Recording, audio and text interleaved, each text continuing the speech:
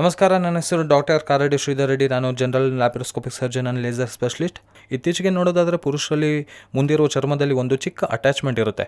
ಅದನ್ನು ನಾವು ಫ್ರೆನ್ಯುಲಮ್ ಅಂತ ಹೇಳ್ತೀವಿ. ಆ ಫ್ರೆನ್ಯುಲಮ್ನಿಂದ ಏನು ಪ್ರಾಬ್ಲಮ್ಸ್ ಬರುತ್ತೆ, ಈ ಫ್ರೆನ್ಯುಲಮ್ ಇದ್ದರೆ ಏನು ಮಾಡಬೇಕಾಗುತ್ತೆ ಅನ್ನೋದನ್ನು ನಾವು ಇವತ್ತು ತಿಳ್ಕೊಳ್ಳೋಣ.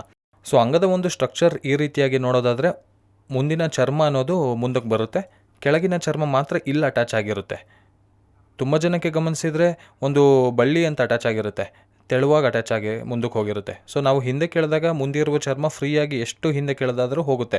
ಆದರೆ ಕೆಳಗಿನ ಚರ್ಮ ಮಾತ್ರ ಆ ತೆಳುವಾದ ಅಟ್ಯಾಚ್ಮೆಂಟ್ ಹತ್ರ ಅಟ್ಯಾಚ್ ಆಗಿ ಅದು ಹಿಂದಕ್ಕೆ ಬರದೆ ಪುಲ್ ಮಾಡಬೇಕಾಗುತ್ತೆ. ಅದು ಸ್ಟ್ರಕ್ ಆದ ಫೀಲಿಂಗ್ ಕೊಡುತ್ತೆ. ಅದನ್ನೇ ನಾವು ಫ್ರೆನ್ಯುಲಮ್ ಅಂತ ಕರಿತೀವಿ. ಈ ಚಿಕ್ಕ ಪಾರ್ಟ್ನೇ ನಾವು ಫ್ರೆನ್ಯುಲಮ್ ಅಂತೀವಿ.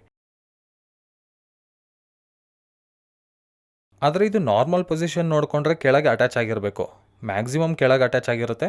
ಬಟ್ ಅಬ್ನಾರ್ಮಲ್ ಆಗಿ ತುಂಬ ಜನಕ್ಕೆ ಏನಂದರೆ ಇಲ್ಲಿ ಅಟ್ಯಾಚ್ ಆಗದೆ, ಕೆಲವರಿಗೆ ಇಲ್ಲಿ ಅಟ್ಯಾಚ್ ಆಗಿರುತ್ತೆ, ಕೆಲವ್ರಿಗೆ ಇಲ್ಲಿ ಅಟ್ಯಾಚ್ ಆಗಿರುತ್ತೆ, ಇನ್ನು ಕೆಲವರಿಗೆ ಇಲ್ಲಿ ಅಟ್ಯಾಚ್ ಆಗಿರುತ್ತೆ, ಕೆಲವರಿಗೆ ನೇರವಾಗಿ ಮೂತ್ರ ಮಾಡೋ ರಂಧ್ರ ಹತ್ರ ಅಟ್ಯಾಚ್ ಆಗಿರುತ್ತೆ. ಹೀಗೆ ಅಟ್ಯಾಚ್ ಆಗೋದ್ರಿಂದ ನಾವು ಹಿಂದೆ ಕೆಳೆದಾಗ ಆ ಅಟ್ಯಾಚ್ಮೆಂಟ್ ಪುಲ್ ಮಾಡಿದ ಹಾಗಿರುತ್ತೆ. ಹಾಗಾಗಿ ಆ ಅಂಗ ಕೂಡ ಬೆಂಡ್ ಆದಂತೆ, ಅಂಗ ಸ್ಟ್ರೈಟ್ ಆಗದೆ ಇರೋ ಹಾಗೆ ಸ್ವಲ್ಪ ಬೆಂಡ್ ಆಗಿರೋ ಹಾಗೆ ಇರುತ್ತೆ.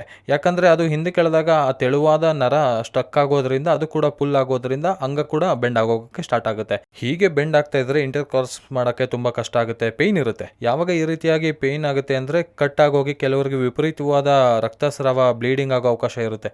ಇದನ್ನೇ ನಾವು ಫ್ರೆನ್ಯುಲರ್ ಟೇರ್ ಅಂತೀವಿ. ಸೊ ಈ ಫ್ರೆನ್ಯುಲರ್ ಟೇರ್ಗೆ ಯಾವುದು ಅವೈಲಬಲ್ ಆಗಿರೋ ಚಿಕಿತ್ಸೆಗಳು ಯಾವುದು ಅಂದರೆ ಫ್ರೆನ್ಯುಲೋಪ್ಲಾಸ್ಟಿ ಅಂತೀವಿ. ಈ ಫ್ರೆನ್ಯುಲೋಪ್ಲಾಸ್ಟಿ ನಮ್ಮ ಟ್ರೀಟ್ಮೆಂಟ್ ರೇಂಜ್ ಹಾಸ್ಪಿಟಲ್ನಲ್ಲಿ ಯಾವುದೇ ಬ್ಲೇಡ್ ಬಳಸದೆ ಕೇವಲ ಲೇಸರ್ ಮೂಲಕ ನಾವು ಇದನ್ನು ಕಂಪ್ಲೀಟ್ ಮಾಡಿಸ್ಕೋಬೋದು. ಈ ಲೇಸರ್ ಆಗಿದ್ದರೆ ಈ ಫ್ರೆನ್ಯುಲಮ್ ಏನಿರುತ್ತೆ, ಈ ಫ್ರೆನ್ಯುಲರ್ನಲ್ಲಿ ಚಿಕ್ಕ ರಕ್ತನಾಳಗಳಿರುತ್ತೆ. ರಕ್ತನಾಳ ಕಟ್ಟಾಗೋದ್ರಿಂದ ನಮಗೆ ರಕ್ತಸ್ರಾವ ಆಗ್ತಿರುತ್ತೆ. ಲೇಸರ್ ಮಾಡ್ಕೊಳ್ಳೋದ್ರಿಂದ ಯಾವುದೇ ಕುಯ್ಯೋದು ಹೊಲಿಯೋದು ಇಲ್ಲದೆ ತುಂಬ ಜನಕ್ಕೆ 90% ಹೊಲಿಗೆ ಹಾಕದಂಗೆ ಫ್ರೆನ್ಯುಲೋಪ್ಲಾಸ್ಟಿ ಮಾಡಿ ಕಳಿಸ್ತೀವಿ. ಕೆಲವರಿಗೆ ರಕ್ತನಾಳ ದೊಡ್ಡದಾಗಿದ್ದು ಡೌಟ್ ಏನಾದರೂ ಇದ್ದರೆ, ರಕ್ತನಾಳ ಒಂದು ವೇಳೆ ಮತ್ತೆ ತೊಂದರೆ ಕೊಡುತ್ತೆ ಅನಿಸಿದರೆ ಮತ್ತೆ ಒಂದು ಅಬ್ಸರ್ವಬಲ್ ಹೊಲಿಗೆ ಹಾಕಿ ಆದಷ್ಟಕ್ಕೆ ಕರಗೋ ಹೋಗೋ ಹಾಗೆ ನಾವು ಮಾಡಿ ಕಳಿಸ್ತೀವಿ. ಇದರಿಂದ ಯಾವುದೇ ರೀತಿಯಾದ ಹಾನಿ ಆಗಲ್ಲ. ಒಂದು ಜಸ್ಟ್ 1 to 10 ಡೇಸ್ನಲ್ಲಿ ಅದು ಹೊಲಿಗೆ ಕೂಡ ಬಿದ್ದೋಗುತ್ತೆ. ಒಂದು ಚಿಕ್ಕ ಸ್ಯೂಚರ್ ಹಾಕಿ ಅದನ್ನು ಫ್ರೆನ್ಯುಲಮ್ನ ಪ್ಲಾಸ್ಟಿ ಮಾಡ್ಕೋಬೇಕಾಗುತ್ತೆ ವಿತ್ ಲೇಸರ್ ಮೂಲಕ.